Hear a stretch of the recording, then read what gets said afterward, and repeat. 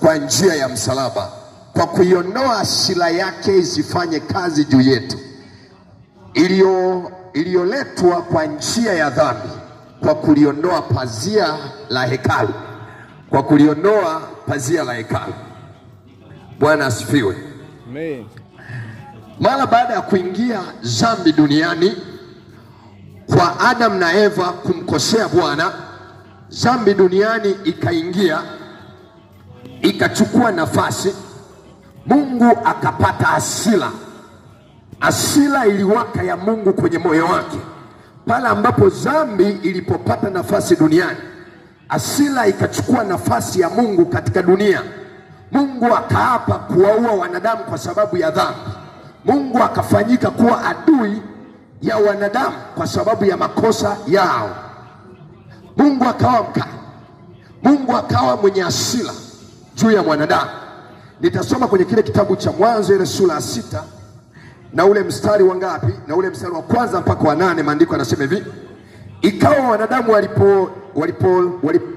walipoanza kuzidi usoni pa nchi, na wana wa kike walipozaliwa kwao, wana wa Mungu waliwaona hao binti za wanadamu na kuwa ni wazuri, wakajitwalia wake wao wowote waliwachagua. Bwana akasema, roho yangu haitashindana na mwanadamu milele, kwa kuwa yeye naye ni mnyama, basi siku zake zitakuwa miaka 120. Nao wanefili walikuwako duniani siku zile. Tena baada ya hayo, wana wa Mungu walipoingia kwa binti za wanadamu, wakazaa nao wana hao ndio waliokuwa watu hodari zamani, watu wenye sifa. Bwana akaona ya kuwa maovu ya wanadamu ni makubwa duniani, na kwamba kila kusudi wanaloliwaza mioyoni mwake ni baya tu siku zote. Bwana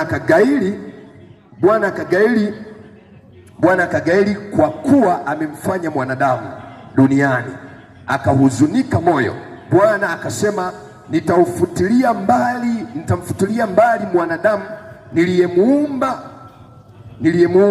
usoni pa nchi, mwanadamu na mnyama na kitambaacho na ndege wa angani, kwa maana na gairi ya kwamba nimemfanya.